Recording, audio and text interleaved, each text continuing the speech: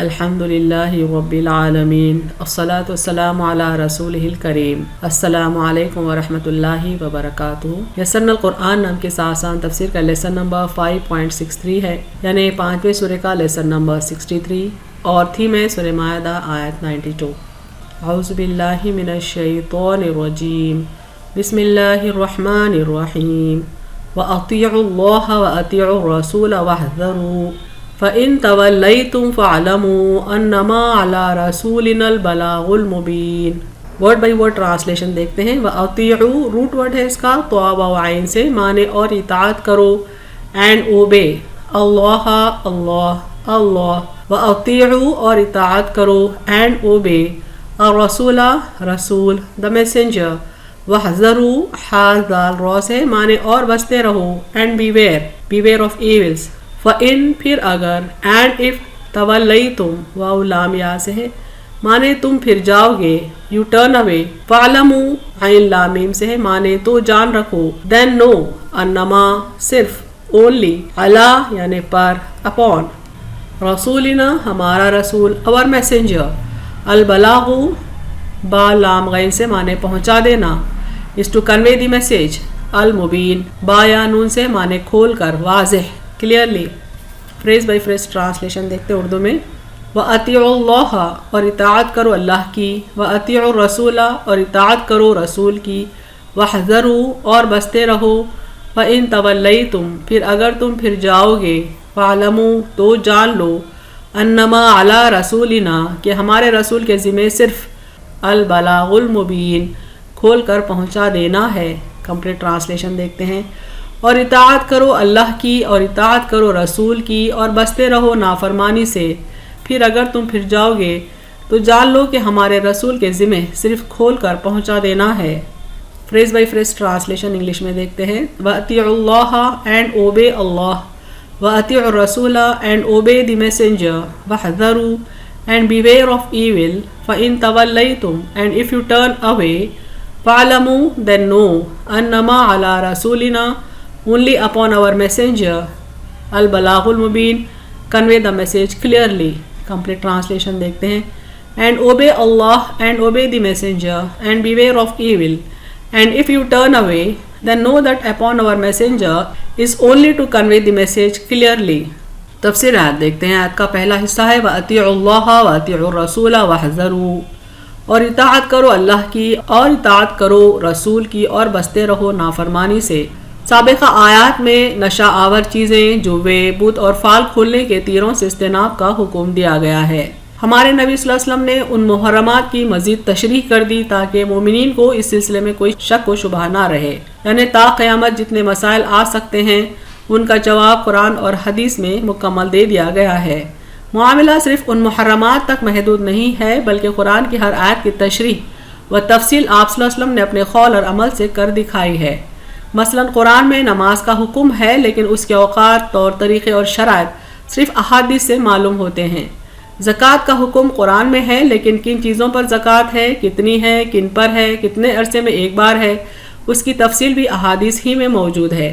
ہر نماز کے لیے اذان دی جاتی ہے اور ہر دن ساری دنیا اذانوں سے گونجتی ہے، لیکن قرآن میں اس کے الفاظ موجود نہیں ہیں بلکہ احادیث سے ہم کو ان کا علم ہوتا ہے۔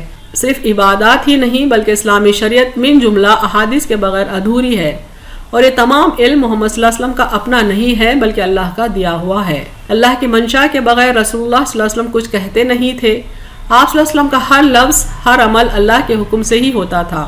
سورہ نجم میں اس کا ذکر آیا ہے، وَمَا يَنطِقُ عَنِ الْهَوَىٰ وَإِنْ هُوَ إِلَّا وَحْيٌ يُوحَىٰ اور وہ کوئی بات خواہش سے نہیں کہتے، یعنی اپنے من سے، اپنی مرضی سے نہیں کہتے، وہ وحی ہوتی ہے جو انہیں کی جاتی ہے، یعنی آپ صلی اللہ علیہ وسلم کی زبان سے جو کچھ ادا ہوتا تھا وہ اللہ کی گائیڈنس ہی سے ہوتا تھا۔ اسی لیے ہر مسلمان پر اللہ اور اس کے رسول صلی اللہ علیہ وسلم کی اطاعت لازم ہے، یعنی اللہ اور اس کے رسول نے جن باتوں کو کرنے کا حکم دیا ہے ان پر عمل کرے اور جن سے منع فرمایا ہے ان سے بچے۔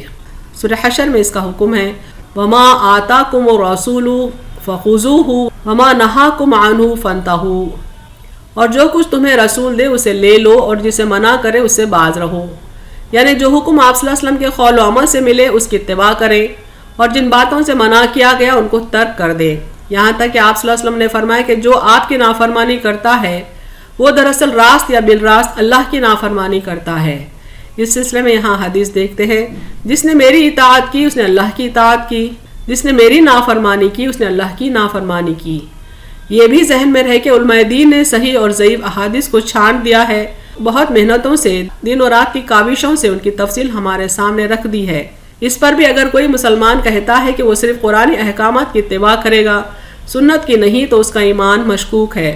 جس نے اللہ و رسول کی فرما برداری چھوڑ کر نافرمانی اختیار کی، اللہ نے اس کے لیے ذلت والا عذاب تیار کر رکھا ہے۔ حدیث دیکھتے ہیں صحیح مسلم سے، جس نے اللہ کی اطاعت چھوڑ دی وہ قیامت کے دن اللہ سے اس حال میں ملے گا کہ اس کے پاس عذاب سے بچنے کی کوئی حجت نہ ہوگی، اور جو اس حال میں مرا کہ اس کی گردن میں بیعت کا پٹا نہ تھا، یعنی اس نے بیعت نہیں کیا تھا، وہ جاہلیت کی موت مرا۔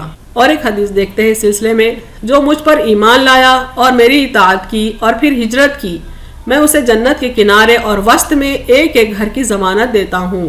تو جو یہ کام کرے اور نہ تو خیر کا کوئی موقع ہاتھ سے جانے دے اور نہ ہی برائی سے بھاگنے کا کوئی موقع گنوائے، تو یہی اس کے لیے کافی ہے، وہ جہاں چاہے مرے۔ یعنی آپ صلی اللہ علیہ وسلم نے یہ بات کی ضمانت دی ہے کہ جو کوئی آپ صلی اللہ علیہ وسلم کی اطاعت کرتا ہے اور پھر آپ صلی اللہ علیہ وسلم کے حکم کے مطابق ہجرت بھی کرتا ہے، تو اس کے لیے جنت کے وسط میں بھی ایک گھر بنایا جائے گا اور جنت کے کنارے پر بھی ایک گھر بنایا جائے گا۔ آیت کا آگے کا حصہ ہے فَإِن تَوَلَّيْتُمْ فَاعْلَمُوا أَنَّمَا عَلَى رَسُولِنَا الْبَلَاغُ الْمُبِينُ، پھر اگر تم پھر جاؤ گے تو جان لو کہ ہمارے رسول کے ذمہ صرف کھول کر پہنچا دینا ہے، یعنی واضح انداز میں اللہ کا پیغام کنوے کر دینا رسول صلی اللہ علیہ وسلم کی ذمہ داری ہے۔ پہلے حکم دیا گیا کہ اللہ اور اس کے رسول کی اطاعت کرے، ان کے احکامات کے مطابق زندگی گزارے۔ حق بات سمجھ میں آنے اور اس کو قبول کرنے کے بعد اگر کوئی مسلمان اسلام سے مرتد ہو جاتا ہے تو پھر اللہ اور اس کے رسول اس سے غنی ہیں، یعنی ان کا کچھ نقصان نہیں ہے بلکہ مرتد ہو جانے والے کا نقصان ہے۔ اللہ تعالیٰ ہادی اور رب کی حیثیت سے انسان تک ہدایت پہنچا دیتا ہے، اور اللہ کے رسول اللہ کے کلام کی تشریح قولاً اور عملاً کر کے دکھا دیتے ہیں، مثالیں دے کر حق کو واضح انداز میں سمجھا دیتے ہیں۔ اس کے باوجود بھی کوئی دین اسلام سے رخ پھیر لیتا ہے تو اللہ اور اس کے رسول کی ذمہ داری مکمل ہو جاتی ہے اور وہ مرتد ہونے کی سزا بھگتے گا۔ اہم نکات دیکھتے ہیں، اللہ کا رسول اللہ کا پیغام لے کر مبعوث ہوتا ہے، اس کی اہم ترین ذمہ داری اللہ کے پیغام اور اس کے احکامات کو لوگوں تک پہنچانا اور ان پر عمل کر کے دکھانا ہوتا ہے۔ وہ جو بھی کہتا ہے یا کرتا ہے اس میں اللہ کی منشا شامل حال ہوتی ہے، اس لیے ضروری ہے کہ قرآن کے ساتھ ساتھ سنت نبی صلی اللہ علیہ وسلم کی بھی اطاعت کی جائے۔ سنت نبی کا انکار دراصل اللہ کے احکامات کا انکار ہے۔ اس آیت میں اللہ تعالیٰ مسلمانوں کو رسول صلی اللہ علیہ وسلم کی اطاعت کی اہمیت سمجھاتے ہیں۔ جو حق پہچاننے کے باوجود اس سے مرتد ہو جاتا ہے تو پھر اللہ تعالیٰ اس کو عذاب میں مبتلا کرے گا۔